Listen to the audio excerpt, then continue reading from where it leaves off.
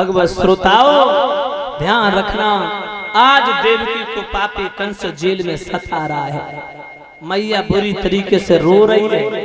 प्रसव का समय है परीक्षित जी, एक घूंट पानी देने वाला नहीं है। हाथों में हथकड़ियां हैं, पैरों में बेड़ियां, 10-10 पहरेदार लगे हैं, कट्टर कुत्ते घूम रहे, फाटक बंदी है। परीक्षित जी भादों का महीना, तिथि अष्टमी, दिन बुधवार, रोहिणी नक्षत्र है। परीक्षित जी रात्रि के 12 बजने जा रहे हैं। उसी समय देवकी बसदेव रो रहे थे। जेल के अंदर परीक्षित जी एक गोल आकार का प्रतिबिंब हुआ, ऐसा मालूम पड़ा जैसे चंद्रमा निकल आया हो। जो देवकी बसदेव ने देखा, हाथ जोड़ करके बोले, आप कौन हैं प्रभु? परीक्षित महाराज, चतुर्भुज के रूप में भगवान नारायण प्रकट हो जाते हैं। आवाज दी है, अहम ब्रह्म अस्मि, मैं ब्रह्म हूं, जगत की पीड़ा दूर करने के लिए आ रहा हूं, आ रहा हूं, आ रहा हूं। आपको एक काम करना पड़ेगा। क्या? देवकी बसदेव बोले, मैं तो परकटे पक्षी की तरह दोनों प्राणी तड़प रहे, हम आपकी क्या मदद करते प्रभु? क्या मदद कर सकते भाई? उसी समय परीक्षित जी भगवान कहते हैं, रात ही रात में अगर तुम कुशल चाहते हो, हमारी खैर चाहते हो, तो गोकुल में पहुंचा देना। इतने शब्द कह के परीक्षित जी भगवान वहां से अंतर ध्यान हो गए। देवकी बसदेव को नींद आ गई। रमझम फुहार पड़ रही है, चारों तरफ बादल छाए हैं। भादों का महीना, तिथि दिन बुधवार, रात्रि के 12 बज गए। देवकी के गर्भ से भगवान छोटा सा रूप लेकर के प्रकट हो जाते हैं। बोले बाल कृष्ण लाल की, देवकी मैया की, दाऊ जी के भैया की, जय जय श्री राधे।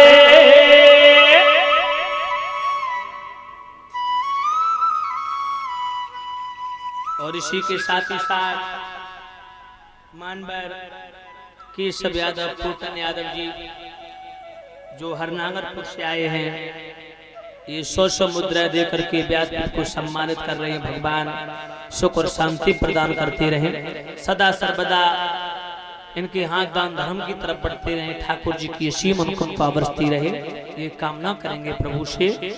बोले गोविंद भगवान की।